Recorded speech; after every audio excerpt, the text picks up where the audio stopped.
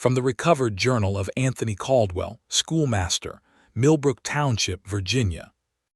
In the autumn of 1867, I received a letter from the county superintendent requesting I admit a new pupil to my schoolhouse. The request itself was unremarkable. What followed was not. The child arrived on a Tuesday morning when frost still clung to the window panes. Her name was Louisa Mee Thompson, and she came accompanied by her mother, Esther Thompson, a woman of quiet dignity who worked as a seamstress in town. Louisa was 8 years old, small for her age, with eyes that seemed to catch and hold the light in a way I cannot adequately describe. They were dark, yes, but something in them shone with an unsettling brightness. Esther Thompson spoke little. She asked only that I give her daughter a fair chance to learn. I assured her I would. In those days, I prided myself on my fairness, my dedication to education for all children willing to apply themselves. I believed myself to be a man of principle. How foolish I was. The other children watched as Louisa took her seat at the back of the room. I noticed the way some parents had positioned their sons and daughters closer to the front, closer to me, as though proximity might shield them from something.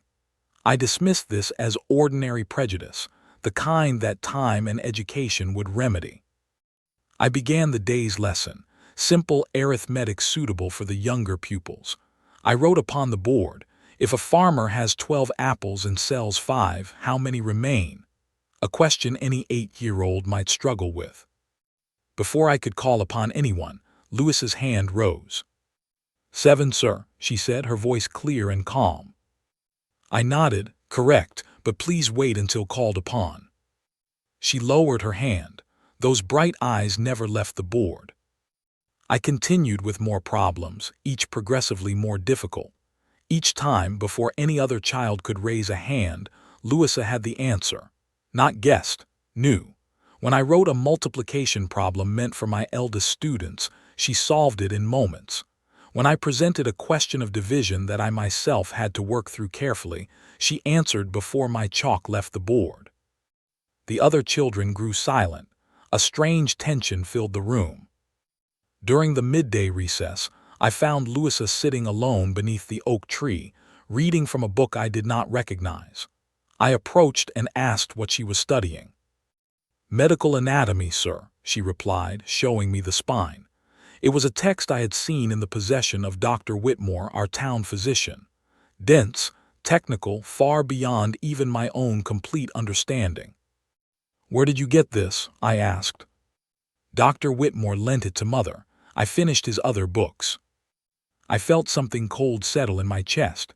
What other books? She listed them. Texts on surgery, chemistry, natural philosophy.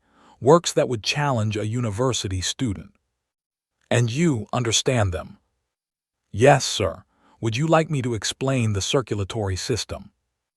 I told her that would not be necessary and walked away, my hands trembling though I could not say why. That evening, I found myself writing in this journal by candlelight, trying to rationalize what I had witnessed. Surely the child had merely memorized words without comprehension. Surely there was a natural explanation. But I remembered those shining eyes, and the certainty in her voice, and the way the other children had drawn back from her, as though she carried some invisible contagion. I remembered, too, the words of the county superintendent in his letter. Give the Thompson child whatever accommodations necessary. Report any unusual developments directly to me. Tell no one else. I had thought it strange then. Now I felt the first threads of unease weaving through my thoughts. Something was wrong, something beneath the surface of this situation that I could not yet name.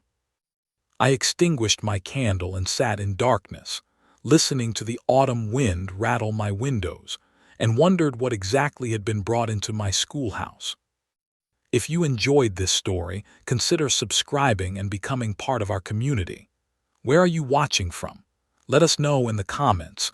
We love hearing from our amazing viewers all around the world. Before we continue, I invite you to leave in the comments where you're listening from and the exact time right now. We're deeply interested in knowing how far and at what times of day or night these documented stories that time tried to erase reach. Continued from the journal of Anthony Caldwell. By the end of the first week, I had developed a routine of testing Louisa May Thompson. I told myself it was educational curiosity. I told myself I was helping her reach her potential. But in the dark hours of night, I knew the truth. I was trying to find her limit, to discover where her knowledge ended and normal childhood ignorance began. I found no such boundary. I presented her with Latin conjugations meant for seminary students. She recited them flawlessly, then continued in fluent Latin, discussing Cicero's philosophical works. When I switched to Greek, she followed without hesitation. I brought mathematics texts from my personal library, volumes on geometry and algebraic theory, and she worked through problems that had taken me weeks to master during my own university days. She completed them in minutes. The other students had stopped trying to answer questions. They simply waited while Louisa demonstrated knowledge that seemed to have no earthly source. Their parents began arriving early for collection, standing in tight clusters outside the schoolhouse, whispering. On Friday afternoon, Reverend Marcus Ashford visited my classroom. He was a prominent man in Millbrook, respected and feared in equal measure. His church held influence over nearly every family in town, and his word carried the weight of divine authority. "Mr. Caldwell," he said, his voice smooth as rendered fat, "might I observe your pupils at their studies?" I could not refuse him. He settled into a chair at the back of the room, his pale eyes moving from child to child before finally resting on Louisa. She sat straight-backed, her hands folded on her desk, those luminous eyes fixed forward. I taught the day's lesson on American history. When I asked who could name the signers of the Declaration of Independence, Louisa's hand rose. "All of them?" I asked, attempting humor. "Yes, sir. John Hancock, Benjamin Franklin, John Adams, Samuel Adams, Roger Sherman." She continued through all 56 names without pause, without error, in the order they had signed. The room had gone completely silent. Reverend Ashford leaned forward in his chair. "Child," he said, his voice cutting through the quiet, "who taught you these names?" "No one, sir. I read them." "And where did you learn to read?" "I have always been able to read, sir." His jaw tightened. "That is impossible. Reading is learned, not innate." "Yes, sir," she replied, but her tone suggested disagreement carefully suppressed. The Reverend stood and approached her desk. He towered over her small frame, and I saw her hands tighten in her lap, though her expression remained calm. "Recite the Lord's Prayer," he commanded. She did so perfectly. "The 23rd Psalm." Again flawless. "Now," he said, and something in his voice made my skin prickle, "recite them backwards, every word in reverse order." Without hesitation, Louisa began. Her voice never wavered as she spoke each prayer in perfect reversal, a feat of memory that seemed utterly unnatural. When she finished, Reverend Ashford's face had gone white. "This is not Christian learning," he said quietly. "This is something else." He turned to me, and I saw something in his expression that chilled me, not wonder at her brilliance, but fear mixed with disgust. "Mr. Caldwell, I will be speaking with the county superintendent about this situation. In the meantime, I suggest you keep careful watch over that child. Some knowledge comes from places decent folk should not venture." He left without another word. That afternoon, when Esther Thompson arrived to collect Louisa, I noticed how the other parents drew away, making a wide circle around them both. Mother and daughter walked home alone, and I watched them go with a growing sense of dread I could not name. That night, I found myself unable to sleep. I kept seeing Louisa's shining eyes in the darkness, hearing her voice reciting backwards prayers with mechanical precision. And I kept hearing Reverend Ashford's words, "Some knowledge comes from places decent folk should not venture." In the early hours before dawn, I heard scratching at my window. When I pulled aside the curtain, I saw nothing but darkness and the bare branches of trees. But on the windowsill, written in frost, were numbers, a mathematical equation I had shown Louisa that very day. The solution was correct. Journal entries, October through November, 1867. The whispers started the following Monday. I arrived at the schoolhouse to find several parents waiting by the door. Thomas Whitfield, whose son Joseph sat in the front row, approached me with his hat clutched in weathered hands. "Mr. Caldwell," he said, his voice low, "some of us have concerns about the Thompson girl." Concerns? I kept my tone neutral, though my heart had begun to race. "She ain't natural, sir. The way she knows things, it troubles the other children, troubles us." "Intelligence troubles you." His face reddened. "That ain't just intelligence, that's something else, something wrong, Reverend Ashford says." "The Reverend is entitled to his opinions," I interrupted, though my hands trembled as I unlocked the schoolhouse door. "Louisa Mee Thompson is a pupil like any other, and she will be treated as such." But even as I spoke those words, I knew they were not entirely true.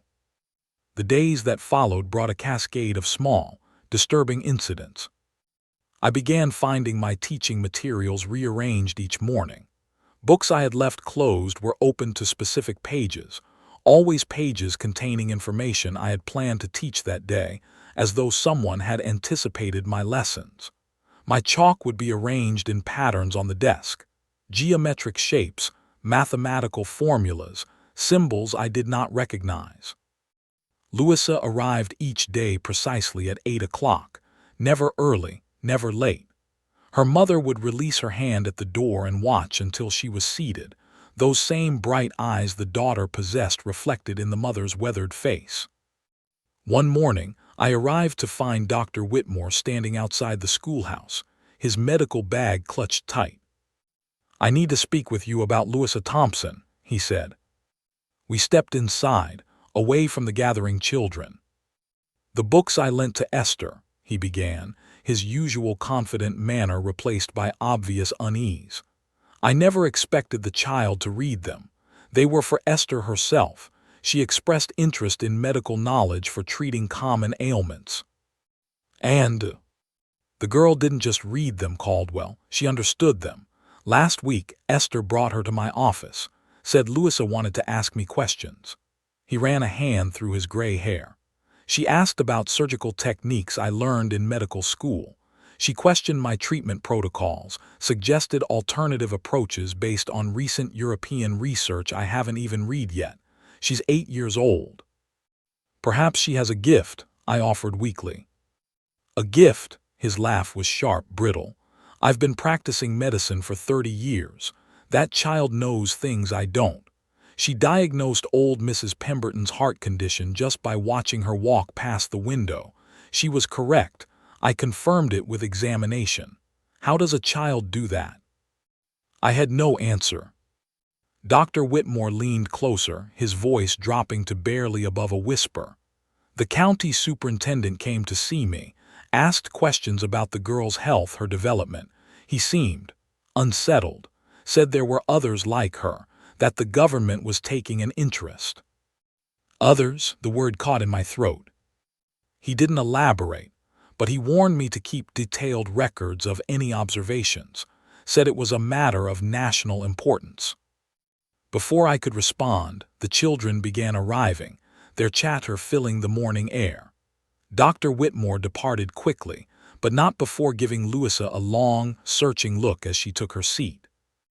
The day proceeded normally until mid-afternoon, when little Catherine Porter began to cry. She had fallen during recess and scraped her knee badly. Blood soaked through her torn stocking. I moved to help her, but Louisa was already there. "May I assist, sir?" she asked. "I don't think. The wound should be cleaned and wrapped to prevent infection. I can do it properly." Something in her tone, so calm and certain, made me step aside. I watched as this 8-year-old child tended to Catherine's injury with the precision of a trained nurse. She cleaned the wound, applied pressure to stop the bleeding, and wrapped it with strips torn from her own petticoat. Her hands moved with practiced efficiency, and she spoke softly to Catherine, explaining each step. "There," Louisa said when finished. "The pain will fade soon. Keep it clean and dry."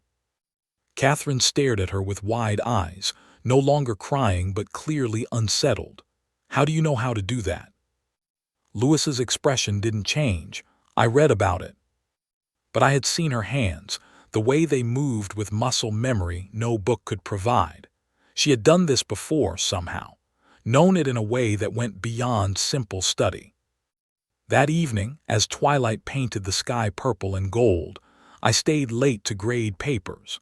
The schoolhouse creaked and settled around me, familiar sounds that had never before seemed ominous. Then I heard it, footsteps in the hallway. "Hello," I called out. The footsteps stopped. I rose and opened the door.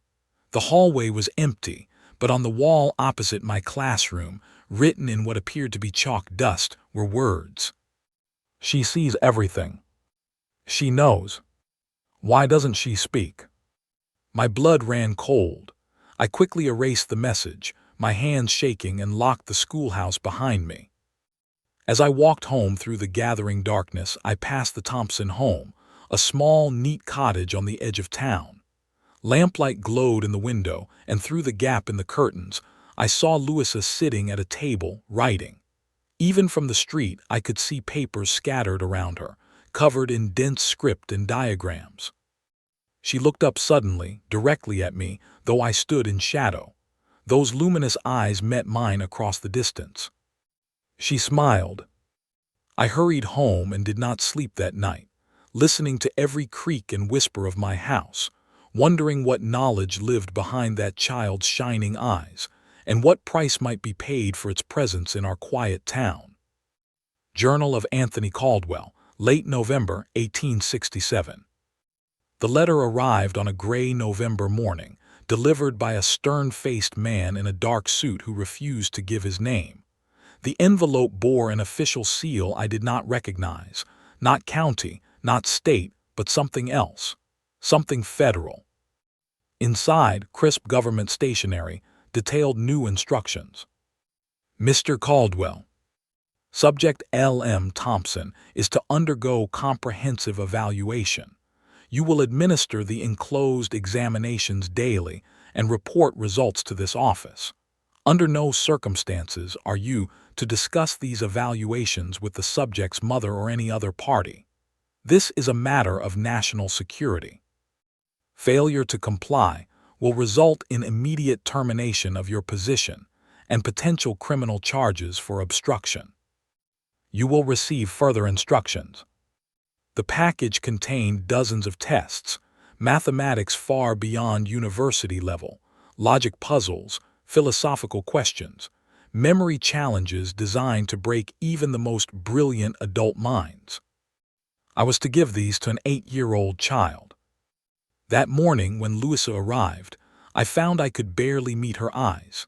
Esther Thompson stood at the door as always, her hand resting on her daughter's shoulder. "Mr. Caldwell," Esther's voice held a note of concern. "Is something wrong?" "No, Mrs. Thompson, nothing at all." But she knew. I could see it in the way her jaw tightened, the way her hand instinctively pulled Louisa closer. "If there's anything concerning my daughter's education," she said carefully, "I expect to be informed. She is my child." "Of course," I lied. After she left, I gave Louisa the first examination. It was designed to take 4 hours. She completed it in 45 minutes. Every answer was correct, and several included additional observations and corrections to what she identified as flaws in the questions themselves. She was right. The test designers had made errors that this child had spotted instantly. Over the following week, I administered test after test. Louisa never complained, never showed frustration.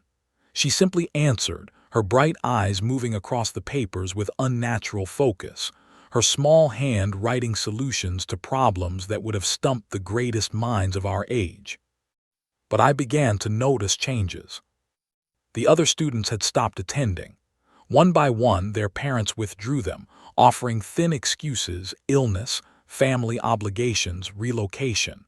Within 10 days, Louisa and I were alone in that schoolhouse, just the two of us in a room meant for 30 children. The silence was oppressive. On the 8th day, Esther Thompson did not bring Louisa to school. Instead, she came alone, her face drawn with exhaustion and fear. "Mr. Caldwell," she said, standing in the doorway rather than entering, "I need to know what you're doing to my daughter." "I'm educating her, Mrs. Thompson." "Don't lie to me." Her voice cracked. "She comes home and cries. She has nightmares. She wakes up screaming about numbers and patterns and things I don't understand. She's 8 years old. And you're breaking her." "I'm following my instructions." "Your instructions?" Her eyes blazed. "Who gave you these instructions? Who decided my daughter should be treated like some kind of experiment?" "Mrs. Thompson, please." "She told me something last night." Esther stepped into the room, her voice dropping to barely above a whisper. "She said she can see things, patterns in everything, the way people will move before they move, the structure of matter, the paths of stars. She said it's always been there, this knowledge, like remembering something she's always known. She said it hurts, Mr. Caldwell, it hurts her to know so much." I felt my carefully constructed composure crack. "I don't understand it either." "Then stop, please. Let her be a child." "I can't, they'll dismiss me. I stopped, hearing how cowardly I sounded. Esther's expression hardened. "You're afraid for your position, your livelihood, while my daughter suffers." "There are others," I said desperately, remembering what Dr. Whitmore had told me. "Other children like her. The government is studying them, trying to understand." "Understand what?" "Why some children are born knowing things they shouldn't. Why my daughter's eyes shine like there's a lamp burning behind them." She moved closer, and I saw tears on her cheeks. "Do you know what it's like to give birth to something you don't recognize? To love your child but fear what she might become?" The words hung in the air between us. "I want to withdraw her," Esther said finally. "I'm taking her out of this school." "You can't, the county superintendent." "I don't care about the superintendent. I care about my daughter." She turned to leave, but I called after her. "Mrs. Thompson, wait, there's something you should know." She paused. "They won't let you keep her," I said quietly. "The letter mentioned others, children with abilities like Louisa's. I believe they're gathering them, studying them. If you withdraw her from school, they'll simply take her another way." Esther's face went pale. "You're saying I have no choice?" "I'm saying we're both trapped in something larger than us, but perhaps—" I hesitated, then made a decision that would change everything. "Perhaps if we work together, we can protect her." She studied me for a long moment. "How?" "Give me time. Let me continue the tests, but I'll also start documenting everything. The questions they ask, the interest they show, the authority they claim. If we can prove they're overreaching their bounds, if we can find someone with power who will listen. And if we can't?" I had no answer to that. Esther looked toward the window, toward the autumn trees stripped bare by wind and time. "She asked me something this morning. She said, 'Mama, am I a person or am I something else?' The question struck me like a physical blow. "She's a person," I said firmly. "A child, whatever else she might be, she's that first." Esther nodded slowly. "Then treat her like one, please. No more of their tests. Teach her as you would any child. Let her have moments of normalcy, even if they're pretending. They'll know I don't care what they know."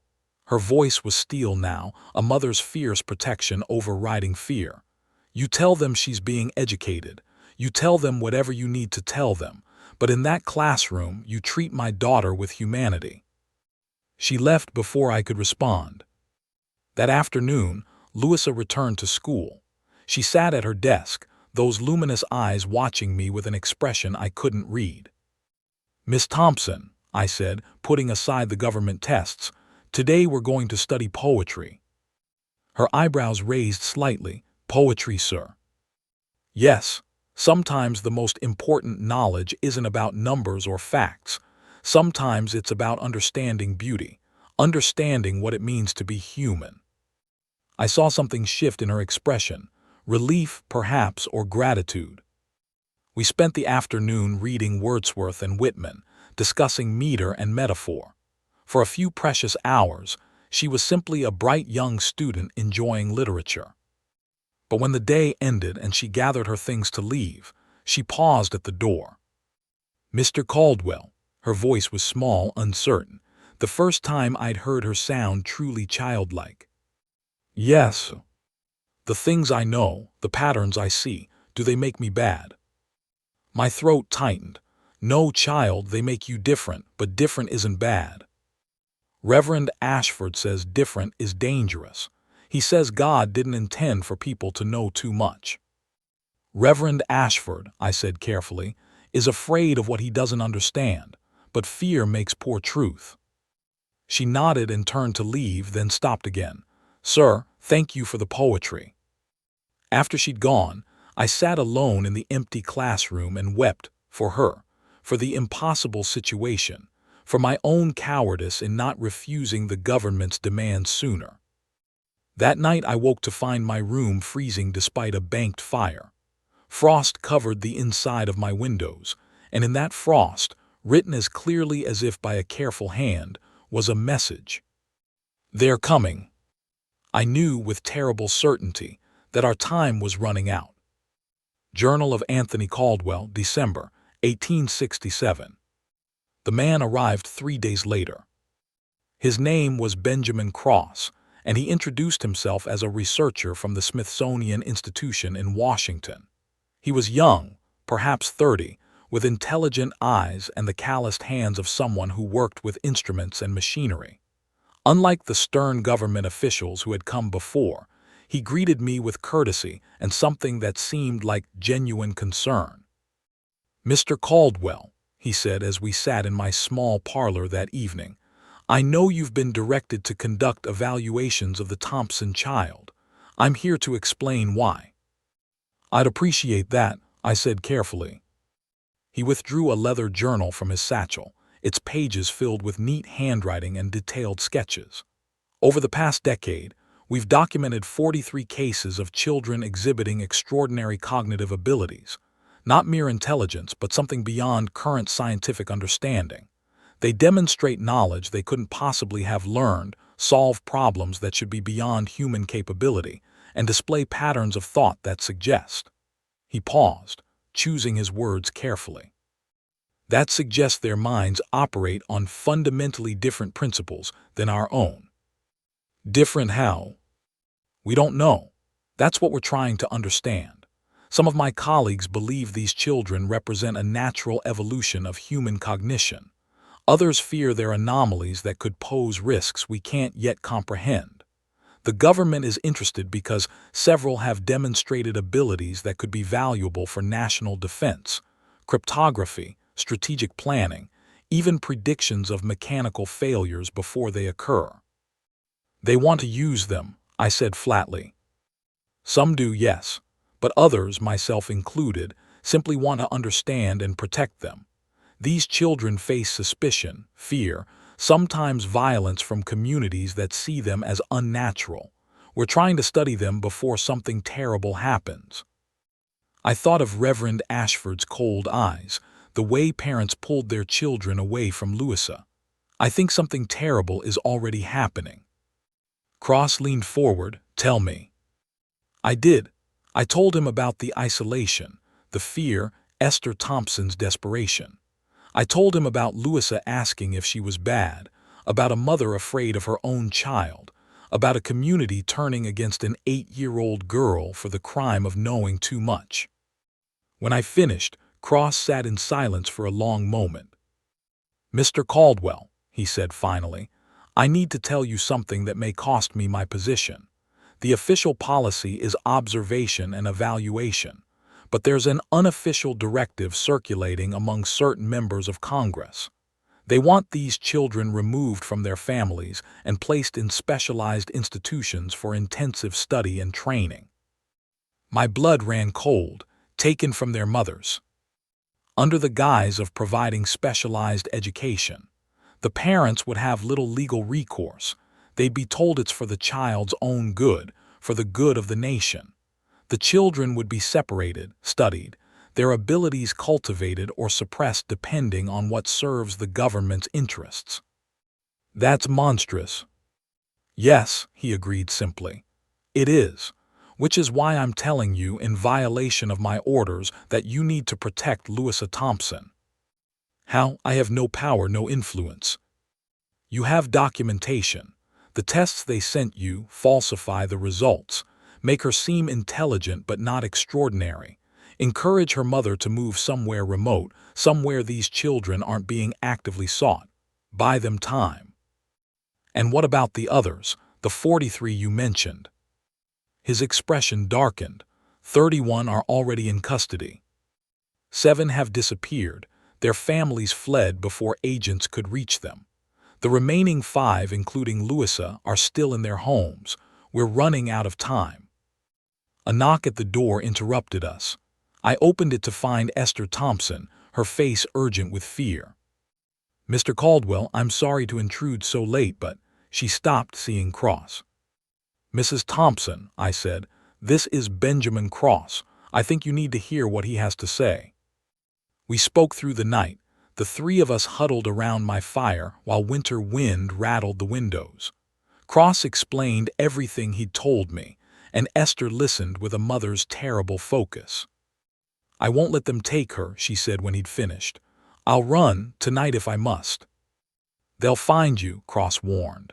They have resources, investigators, bounty hunters, legal authority. Running will only make you fugitives. Then what do I do? Her voice broke. Tell me how to save my child. Cross glanced at me, then back to Esther. There might be another way. I have a colleague, Dr. Margaret Hayes. She runs a small academy in Maine, far from government attention. She's agreed to provide sanctuary for some of these children, to teach them while protecting them from exploitation. It's not perfect, but it's separation, Esther said. You're still asking me to give her up. I'm asking you to keep her safe. The academy is legitimate, licensed.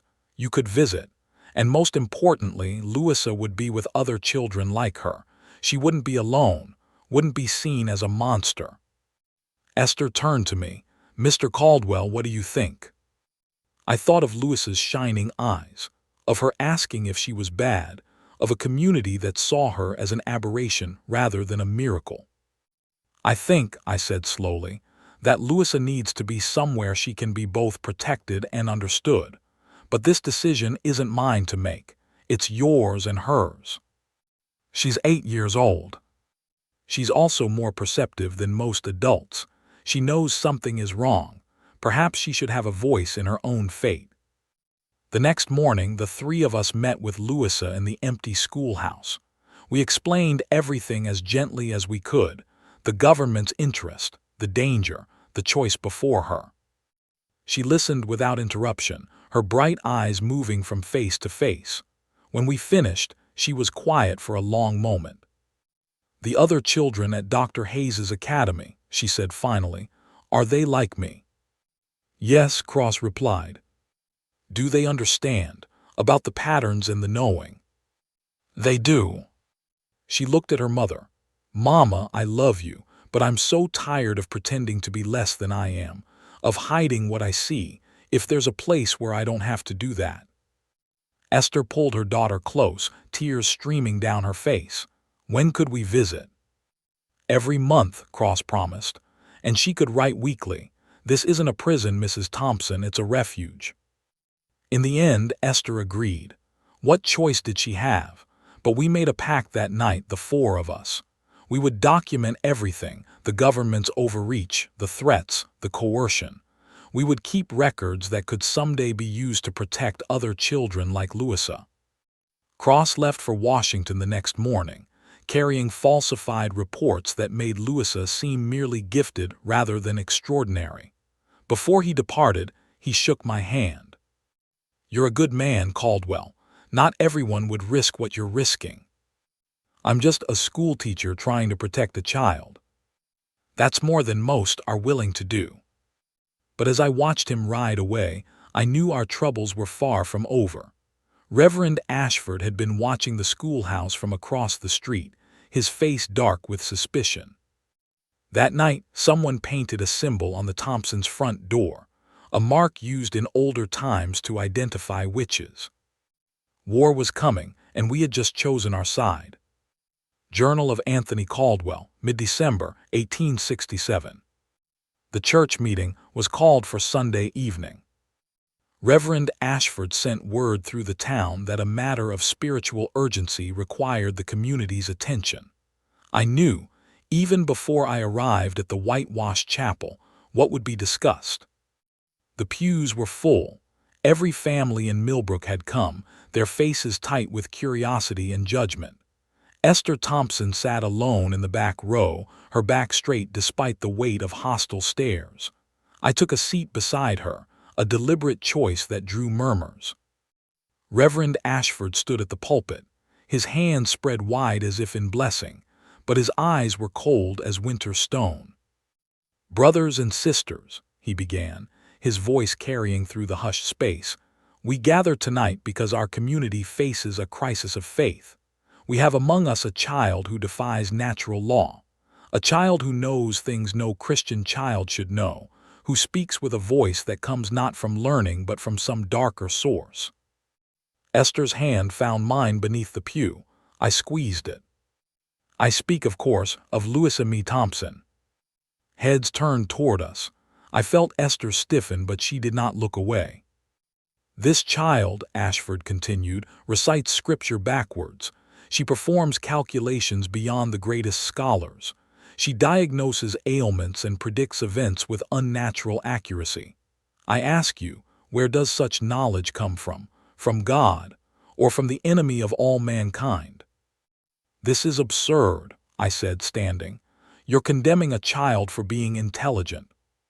"Sit down, schoolteacher," someone called from the crowd. But I remained standing. Intelligence is God's gift, same as any other. You speak of unnatural knowledge, but I've seen nothing in Louisa Thompson except a brilliant mind and a gentle spirit. If that frightens you, the failing is yours, not hers." Ashford's lips curved into something that wasn't quite a smile. "Is that so? Then perhaps you can explain this." He produced a sheaf of papers from behind the pulpit. Even from a distance I recognized them, the government tests I had been ordered to administer, my falsified reports. "These documents," Ashford said, "were provided to me by a concerned citizen who intercepted them before they could be delivered to Washington. They show that Mr. Caldwell has been conducting secret examinations of the Thompson child, examinations that reveal knowledge far beyond human capacity." My heart sank. Someone had stolen my reports. Someone had been watching us. "But these reports are lies," Ashford continued, "because I have the real results as well, results that show this child answering questions that would stump university professors, results that prove she is no ordinary student." He produced another set of papers, my original notes, the ones I thought I had destroyed. I had been betrayed, but by whom? Ashford walked down from the pulpit, moving through the congregation toward where Esther and I stood. "Mrs. Thompson, your daughter is scheduled to travel to Maine next week, to an institution that claims to educate special children. But we both know the truth, don't we? They're taking her away because they fear what she represents. They fear what we all should fear." "The only thing I fear," Esther said, her voice steady despite her trembling hands, "is what this town will do to my child if she stays. Because you know she's not natural. Because you've made her feel like a monster for being brilliant." Esther stood now, facing the congregation. "My daughter is 8 years old. She loves poetry and birdsong and the color of autumn leaves. She cries when she sees suffering. She helps anyone who asks. The only thing unnatural here is how you're treating an innocent child." "Then explain how she knows what she knows," Ashford demanded. "I can't explain it, but neither can I explain why some children are born blind and others can see, why some have perfect pitch while others are tone deaf. The world is full of variations we don't understand. That doesn't make them evil." Before Ashford could respond, the chapel door opened. Benjamin Cross entered, followed by a woman I didn't recognize, tall, gray-haired, with the bearing of someone accustomed to authority. "Perhaps I can offer some explanation," Cross said, walking down the center aisle. "I am Dr. Benjamin Cross from the Smithsonian Institution, and this is Dr. Margaret Hayes. We've been studying children like Louisa Thompson for several years." Ashford's expression darkened. "This is a church matter." "This is a scientific matter," Dr. Hayes interrupted, her voice brooking no argument. "And a moral one. You speak of unnatural knowledge, Reverend, but throughout history, humanity has feared what it doesn't understand. We burned brilliant women as witches. We imprisoned scientists for challenging religious doctrine. We've repeatedly mistaken genius for devilry." She moved to stand beside Esther. "Louisa Thompson is part of a rare phenomenon we're only beginning to understand.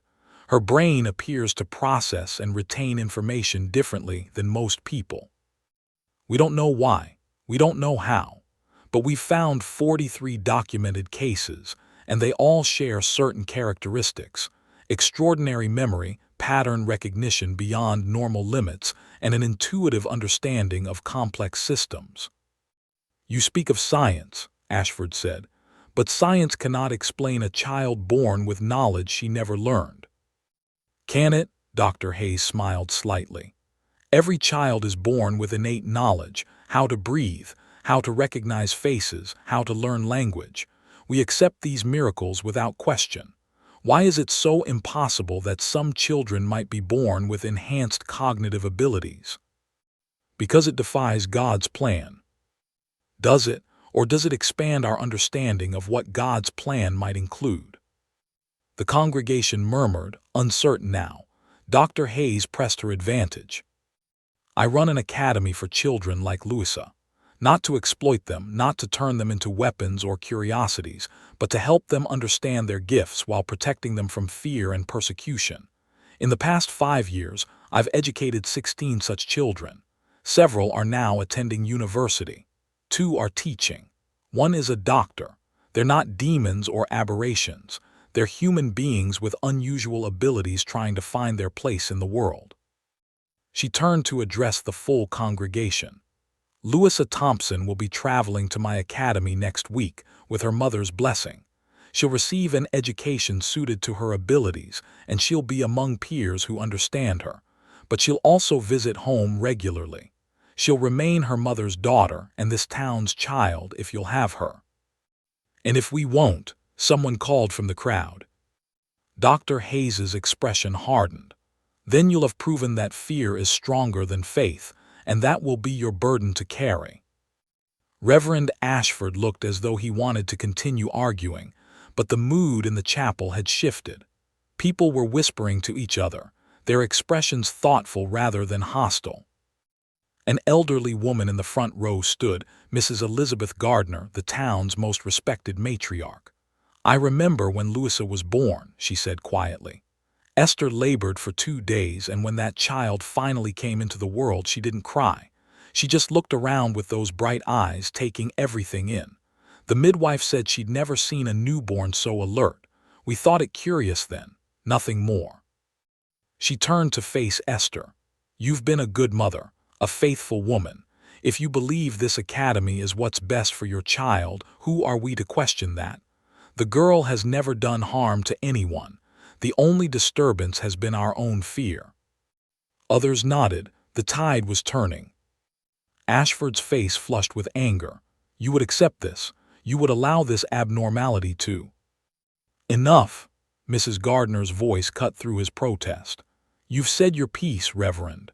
But this town makes decisions together, not by decree from the pulpit. I say we let the child go with our blessing and pray for her safety and success." A chorus of agreement rose from the congregation.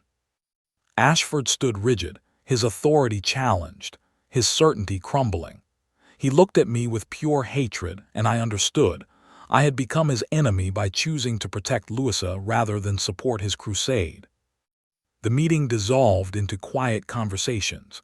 People approached Esther to offer awkward apologies and stilted well wishes. I saw relief in her eyes, but also exhaustion. As we left the chapel, Cross pulled me aside. "The reports that were stolen, do you know who took them?" I shook my head. "They were locked in my desk." "Someone has been watching us closely. Someone with access to your schoolhouse." We both turned to look back at the chapel. Reverend Ashford stood in the doorway, silhouetted against the light, watching us with an expression I couldn't read. That night I documented everything in this journal. The meeting, the speeches, the shift in the town's mood. But I also noted something troubling. During Dr. Hayes's speech, I had watched Louisa. She sat perfectly still in the back pew, her bright eyes fixed on the doctor. And just once I saw her lips move, forming words no one else could hear. The words Dr. Hayes was about to speak, half a second before she spoke them. Louisa wasn't just intelligent, she was predictive. She could see patterns in people's thoughts and words, anticipate their actions. If the government discovered that truth, they would never let her go. I closed my journal and prayed that our deception would hold just a little longer. Journal of Anthony Caldwell, December 20th, 1867. The night before Louis's departure, someone set fire to the schoolhouse. I woke to the sound of bells and shouting, rushed outside to see orange flames consuming the building where I had taught for 15 years. The volunteer brigade worked through the night, but by dawn, nothing remained except charred timbers and ash. In the ruins, investigators found evidence of arson, oil-soaked rags, a deliberate pattern of fire setting, and scratched into the one wall still partially standing, a message. "The devil's work burns clean." I knew who was responsible. We all did. But Reverend Marcus Ashford stood among the crowd of onlookers, his face a mask of pious concern, offering prayers for the tragic accident. Sheriff William Morrison pulled me aside as the last embers cooled. He was a practical man, respected but not particularly brave. "You know who did this?" he asked quietly. "I have suspicions." "Can you prove them?" "No." He nodded, unsurprised. "Then I can't act. Ashford has too much influence, too many allies, unless you have evidence." "I understand." But I didn't, not really. I didn't understand how a man of God could burn down a schoolhouse, how a community could protect a criminal because he wore the right collar and spoke the right words. The fire changed everything. Dr. Hayes insisted we move up Louis's departure. "If they're willing to commit arson, they'll do worse," she said.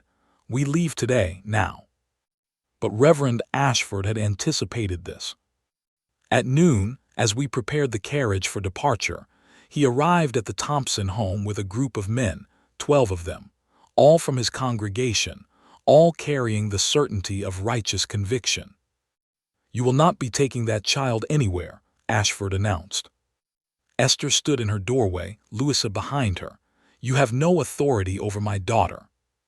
"I have moral authority, spiritual authority, and I have the support of this community."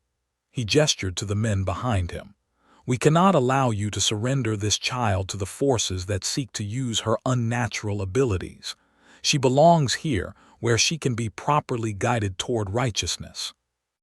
Guided, I stepped forward. "You mean suppressed, hidden away, made to feel ashamed of her gifts." "Her gifts, as you call them, are evidence of something wrong in her nature, something that must be corrected through prayer and discipline." Dr. Hayes joined us, her expression cold with controlled fury. "Reverend Ashford, I've dealt with men like you in every state I've visited. Men who fear intelligence in women and children because it threatens your authority. But let me be clear. You have no legal right to prevent this child from traveling with her mother. I have every right to protect my flock from corruption. Your flock, Esther's voice rose. My daughter is not a sheep for you to tend. She's a human being with rights and dignity, and I am her mother, the only authority that matters here. Ashford's expression darkened. Mrs. Thompson, I did not want to resort to this, but you leave me no choice. He produced a document from his coat. This is a petition, signed by 37 members of this community, requesting that the county investigate your fitness as a guardian.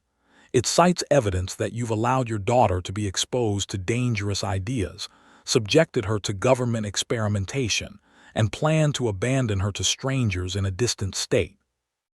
Esther's face went pale. That's a lie. Everything we've done has been to protect her. Then you won't mind explaining that to a judge. Until this matter is resolved, I'm afraid Louisa must remain in Millbrook under proper supervision. Whose supervision? I demanded. Yours. If necessary. Over my dead body, Esther said, her voice like iron. Ashford smiled then, and it was the coldest thing I'd ever seen. Mrs. Thompson, you're a seamstress of modest means, living alone with a child who disturbs the peace. Do you truly believe you can fight this community? Fight the church. You will lose, and when you do, you'll lose everything. Your daughter, your home, your livelihood. Then I'll lose fighting, Esther replied, but I won't hand her over to you. The confrontation might have turned violent then. I saw hands moving toward belts, where some men kept knives or small firearms, but a small voice interrupted. Mr. Ashford. Everyone turned. Louisa had stepped out from behind her mother. She looked tiny against the assembled men, but her bright eyes were steady. Child, Ashford said, his tone softening to something he probably thought was kindness. You need not be afraid. We're here to help you. I'm not afraid, Louisa said. I just want to ask you a question. What question? Why do you hate me? Ashford blinked. Hate you? I don't hate you, child. I'm trying to save your soul. You burned down Mr. Caldwell's schoolhouse. The crowd went silent. Ashford's face flushed. That was a tragic accident. You used 3 bottles of lamp oil, Louisa continued, her voice calm and precise. You poured them on the eastern wall first, then the western, then at the front door. You lit the fire at 2 in the morning, wearing dark clothes and a wide-brimmed hat. You walked back to the rectory by the long path through the woods so no one would see you on the street. These are lies, Ashford sputtered. Your right boot has a crack in the sole that leaves a distinctive mark. The mud around the schoolhouse has those marks. Your coat smells of lamp oil. I can detect it from here. And there's a small burn on your left hand just above your thumb where a spark must have caught you. Every eye turned to Ashford's left hand. He quickly hid it behind his back, but not before several people saw the bandage. She's making wild accusations, Ashford said, but his voice had lost its authority. Sheriff Morrison stepped forward. Reverend, I'm going to need to see that hand. This is outrageous. Show him, Mrs. Gardner commanded from the crowd that had gathered. If the child is lying, prove it. Slowly Ashford extended his hand. The bandage was fresh, wrapped around a clear burn. Could have happened anywhere, one of his supporters muttered. Check his boots, Louisa said. The right one, you'll find the crack. Morrison did. The crack was there. And if you examine the soil around the schoolhouse, Louisa continued, you'll find prints that match perfectly. I can describe 17 distinct markers that will prove it was him. She could. I knew she could. That extraordinary mind had observed and recorded details that would build an undeniable case. Ashford's face twisted with rage and fear. You see, he shouted to the crowd. You see what she is. No normal child could know these things. No human child could observe with such precision. She is exactly what I warned you about, an aberration, a thing that sees too much, knows too much. I see what you wish to hide, Louisa said quietly. That's all. I see patterns others miss. That doesn't make me evil, it just makes me different. Different is dangerous. No, Dr. Hayes interjected. Hatred is dangerous. Fear is dangerous. Burning buildings because a child threatens your authority, that's dangerous. Louisa Thompson is a remarkable young girl who deserves protection and education, not persecution. Morrison put his hand on Ashford's shoulder. Reverend, I think you'd better come with me. We'll need to have a conversation about that fire. You believe her word over mine, a child over a man of God. I believe evidence, Morrison said firmly. And if what she says can be proven, then God or not, you'll answer for arson. As Morrison led Ashford away, the Reverend turned back to look at Louisa with such venom that I stepped protectively in front of her. This isn't over, Ashford hissed. There are others who understand what she represents, others who won't be satisfied with sending her away to some academy. They'll come for her eventually. They'll come for all of them. Then we'll be ready, Dr. Hayes said. The crowd dispersed slowly, many looking ashamed, others still uncertain. But the immediate threat had passed. We left for Maine that afternoon, a small caravan, Esther and Louisa, Dr. Hayes and Cross and myself. I had no school to teach, no reason to stay in Millbrook. Dr. Hayes had offered me a position at her academy. As we rode out of town, Louisa pressed against the carriage window, watching her hometown disappear behind us. Will I ever come back? She asked her mother. Someday, Esther promised, when it's safe. But we all knew the truth. For children like Louisa, nowhere was truly safe, not while fear and ignorance held such power. I looked at that bright-eyed child, that impossible miracle of cognition, and wondered what the world would become when more like her emerged. Would we welcome them, or would we destroy them out of fear? Only time would tell.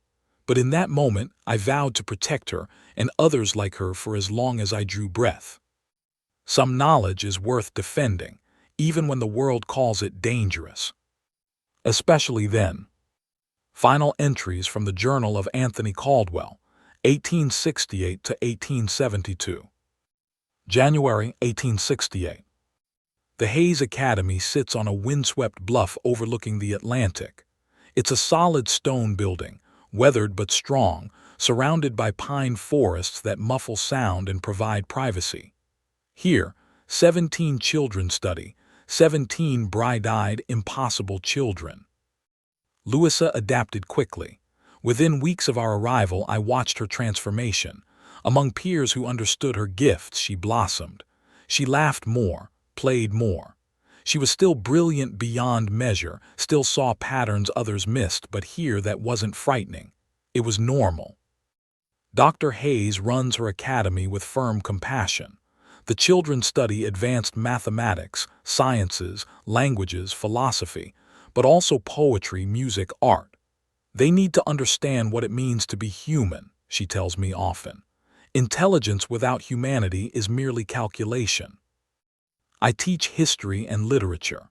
It's strange, standing before a classroom where every pupil can memorize entire books after a single reading, where discussions of Shakespeare turn into profound philosophical debates between 12-year-olds. But it's also wonderful.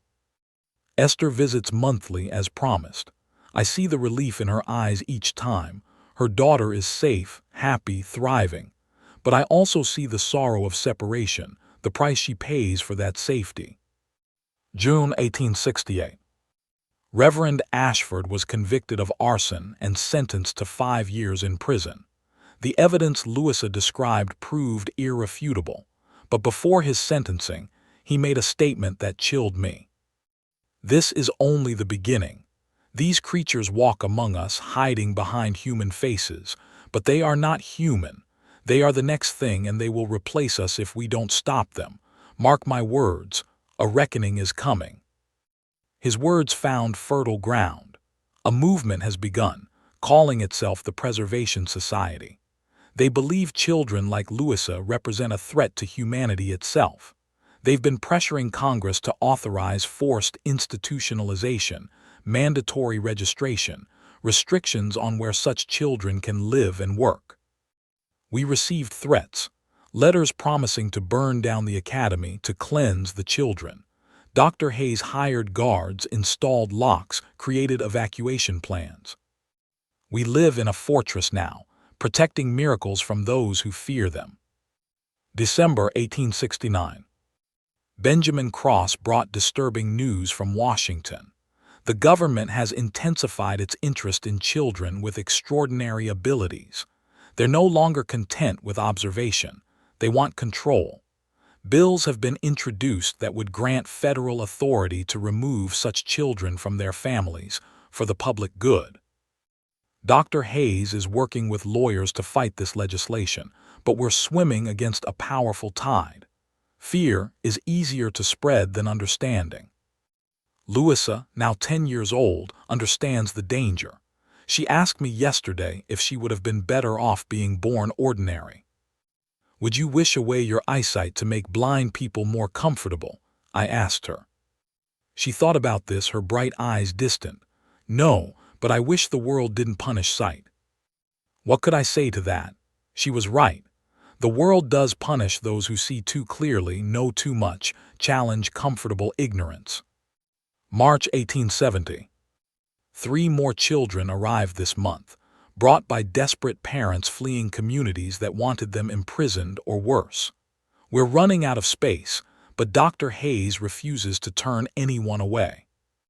One of the new arrivals, a boy named Samuel, asked Louisa if she ever wished she could make her abilities disappear. "Every day," she admitted. "But then I remember something Mr. Caldwell taught me. The world doesn't need us to be less, it needs to become more." I wept when she told me this. To hear my words, my hope, reflected back through her wisdom. October 1871. The Preservation Society attempted to raid the academy. 20 armed men arrived claiming legal authority to remove the children.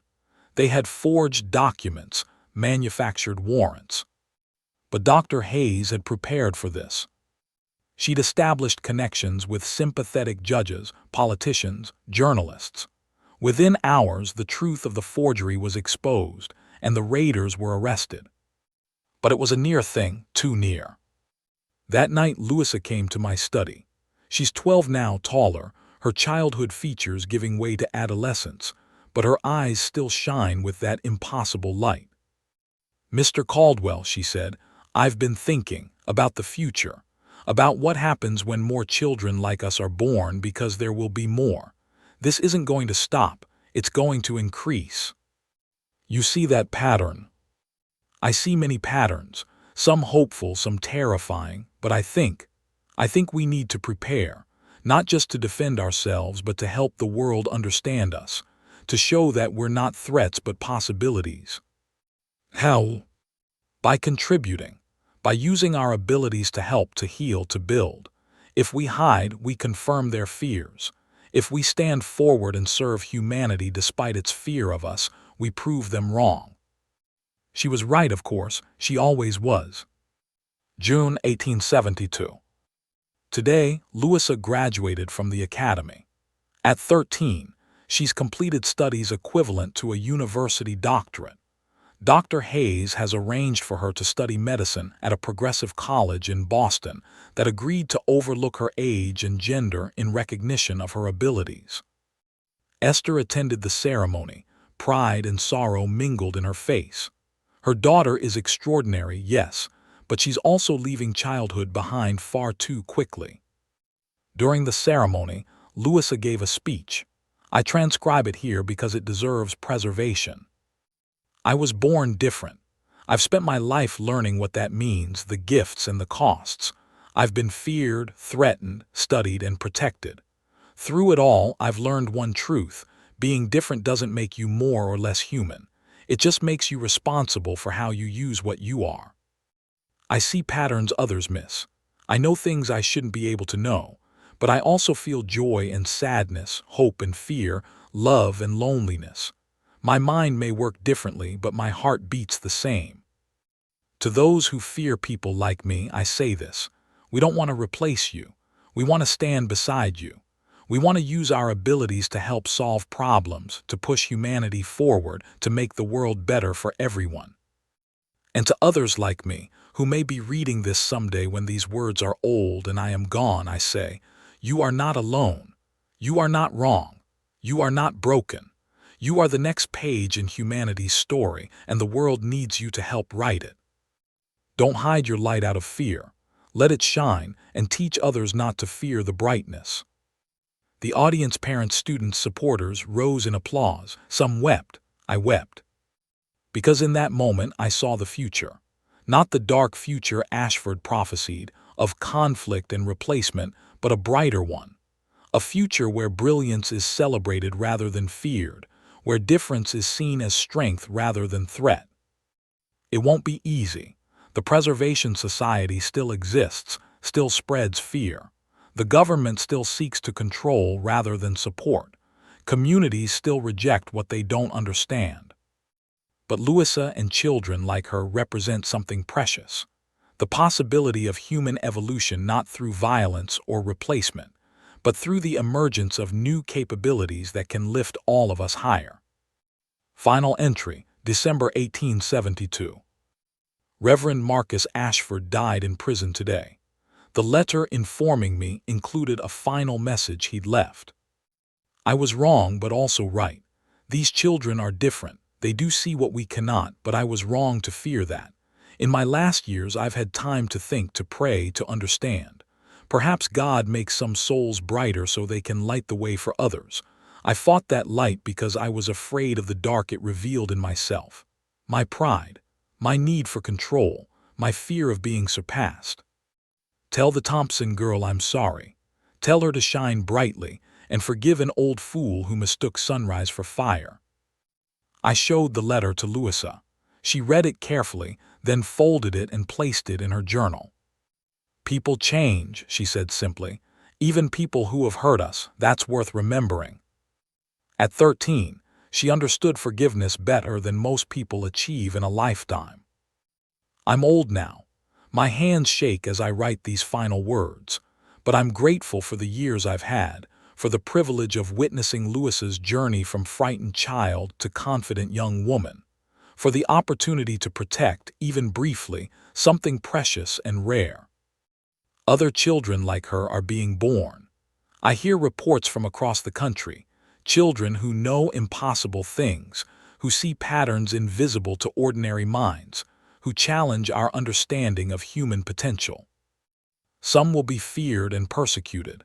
Some will be exploited, but some, I pray many, will be protected, educated, allowed to flourish. They will change our world in ways we cannot yet imagine.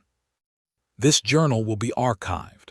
Perhaps someday, when such children are common rather than rare, someone will read these pages and wonder what all the fear was about.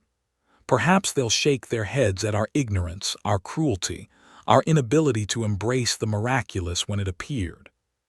Or perhaps they'll understand that fear is always the first response to change, and that courage, the courage of mothers like Esther, of teachers like myself, of children like Louisa, is what carries us through that fear into a brighter dawn. To anyone reading this in that distant future, we were here. We fought for these children. We believed in them when the world called them monsters. We protected their light when others sought to extinguish it.